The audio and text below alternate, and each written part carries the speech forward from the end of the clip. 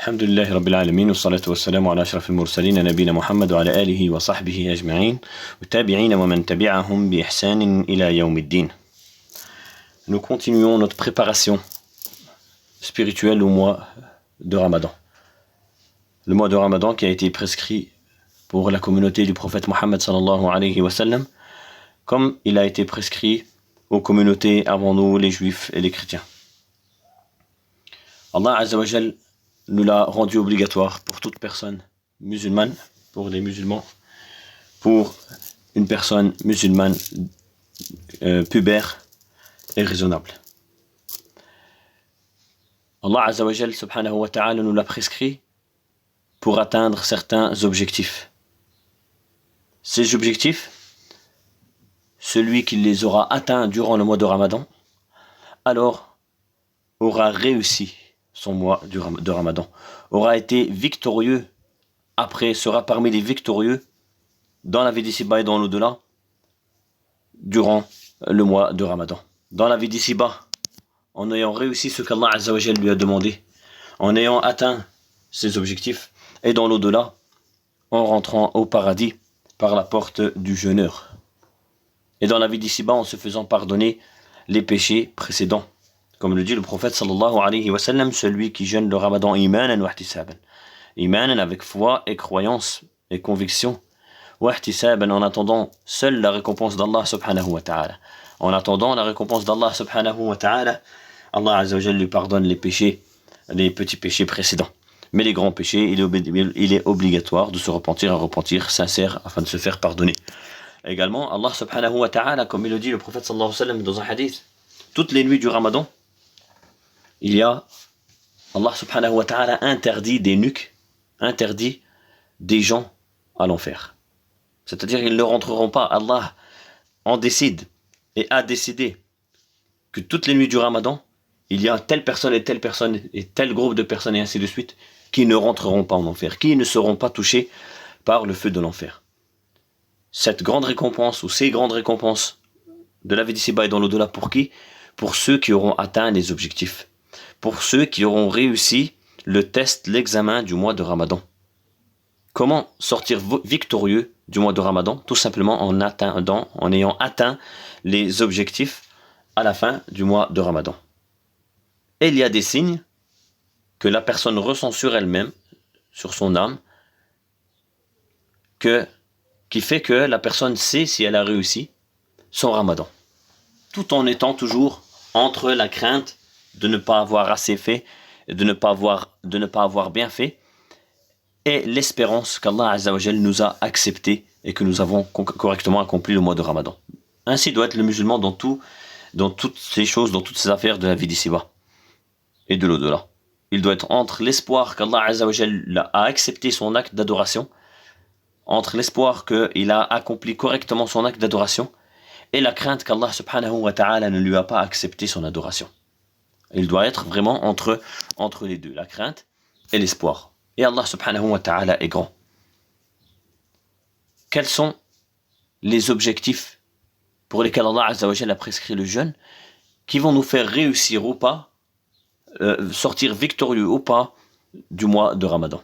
Parmi les objectifs, nous en avons cité un hier, qu'Allah Azza wa Jalla a cité à la fin du verset où il nous prescrit le jeûne, où il nous rend obligatoire le jeûne, c'est la crainte d'Allah subhanahu wa ta'ala. Comme nous l'avons dit hier. Donc, Allah Azza wa Jalla, dans le sens du verset, dit, ô vous les croyants, nous vous avons prescrit le jeûne du mois de Ramadan, comme nous vous avons prescrit le jeûne, comme nous l'avons prescrit aux communautés avant vous, afin que vous atteigniez la crainte, la piété d'Allah subhanahu wa ta'ala. La crainte d'Allah subhanahu wa ta'ala, la piété. Et nous avons dit que Ali ibn Abi Talib, radiyallahu anhu, il a traduit la piété, la crainte, comme suit, il a dit, huwa al-taqwa al-amalu bit-tanzil, le fait d'appliquer la révélation d'Allah subhanahu wa ta'ala qui est le Coran et la Sunna du prophète sallallahu alayhi wa sallam. Wal-isti'dad lil-yawm al-rahil, le fait de se préparer au voyage vers Allah subhanahu wa ta'ala, le fait de se préparer au jour où nous allons quitter cette vie d'ici-bas pour aller dans la tombe et se faire questionner, et le fait de se préparer au jour de la résurrection. Wal-ridha bil-qalil, et le fait de se suffire du peu.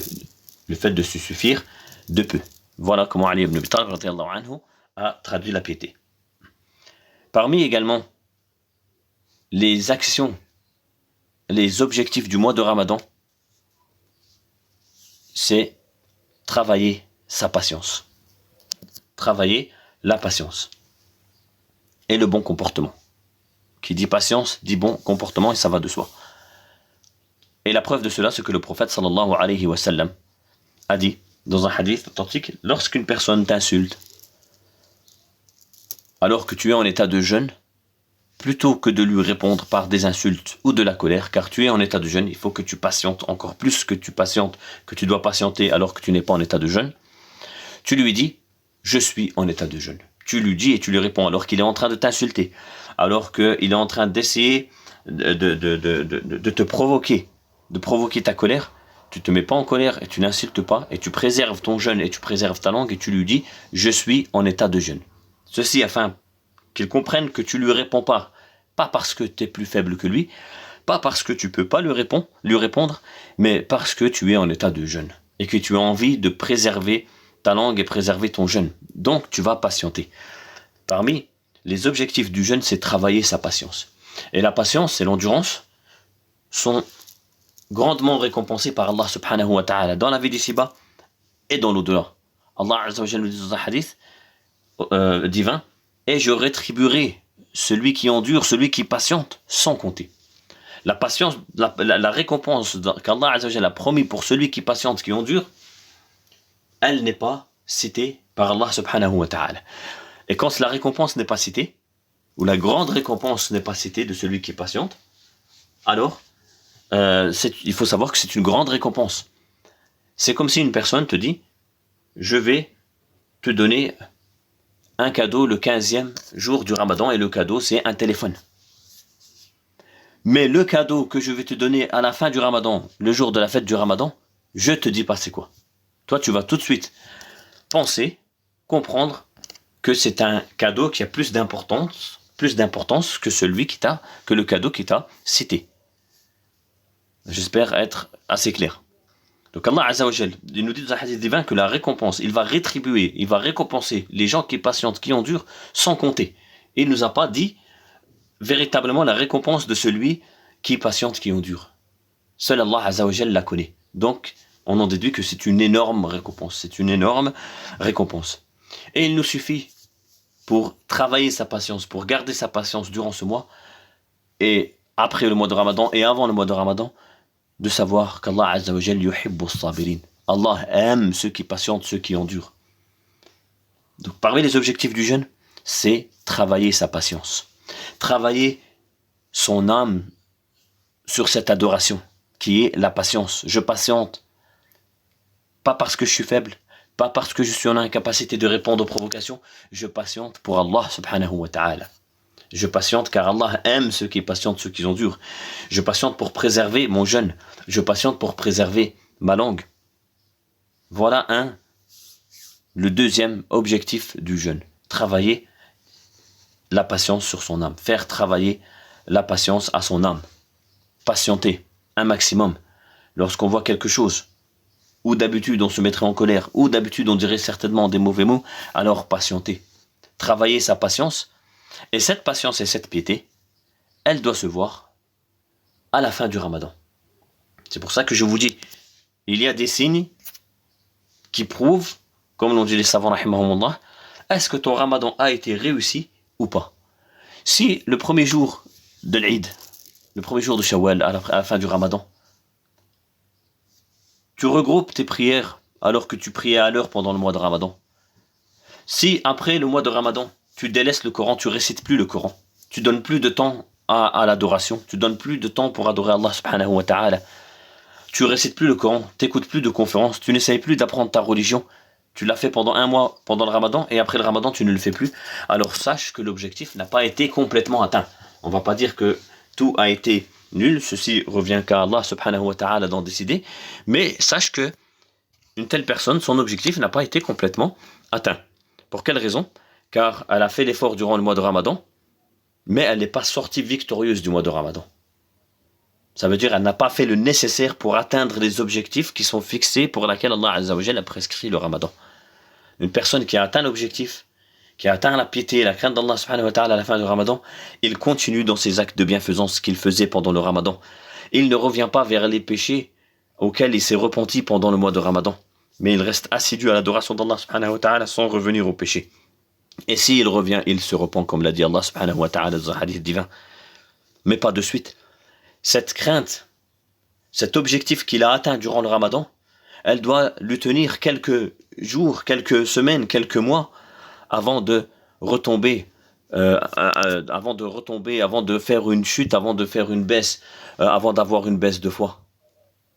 Nous demandons à Allah Azza wa Jal qu'il nous augmente notre foi et qu'on n'ait pas cette baisse de foi, mais on est des êtres humains. Pendant le Ramadan, la foi augmente par les adorations. Si la personne a atteint les objectifs et qu'elle sort victorieuse de son jeûne du mois de Ramadan, de ses prières nocturnes du mois de Ramadan, alors elle va garder un certain niveau de piété, de crainte d'Allah Azza wa Jal après le Ramadan qui va la pousser à continuer à œuvrer dans le bien et à délaisser tout ce qu'elle a délaissé durant le mois de Ramadan. Ainsi, la personne qui a travaillé sa patience durant le mois de Ramadan, qui a atteint cet objectif, elle va continuer sur ce rythme-là des semaines et des mois, et si elle rechute, il faudra faire alors le nécessaire pour retravailler ces objectifs que la personne a pu atteindre durant le mois de Ramadan. Mais si une personne, tout de suite après la fin du Ramadan, se met en colère, prononce des mauvaises paroles et ainsi de suite, alors il n'aura pas atteint cet objectif qui est travailler la patience. Nous demandons à Allah Azza wa Jal qui nous accorde la piété et sa crainte dans le cœur. Et nous demandons à Allah subhanahu wa ta'ala qui nous augmente notre foi et qui nous dirige vers les bonnes actions et qu'il éloigne entre nous et entre les mauvaises actions aussi loin qu'il a éloigné le ciel et la terre. Et nous demandons à Allah Azza wa Jal qu'il nous fasse parvenir au mois de Ramadan en forme et en bonne santé. Et nous demandons à Allah subhanahu wa ta'ala qu'il rouvre ses mosquées afin que nous puissions prier Salat al-Tarawih, et nous demandons à Allah subhanahu wa ta'ala qu'il accepte nos œuvres, nos paroles et nos actes et qu'il nous accorde la sincérité dans la parole et les actes. Innahu waliyu dhalika wal qadiru alayh. Subhana rabbika rabbil izzati amma yasifun, wassalamu ala al mursalin walhamdulillahi rabbil alamin.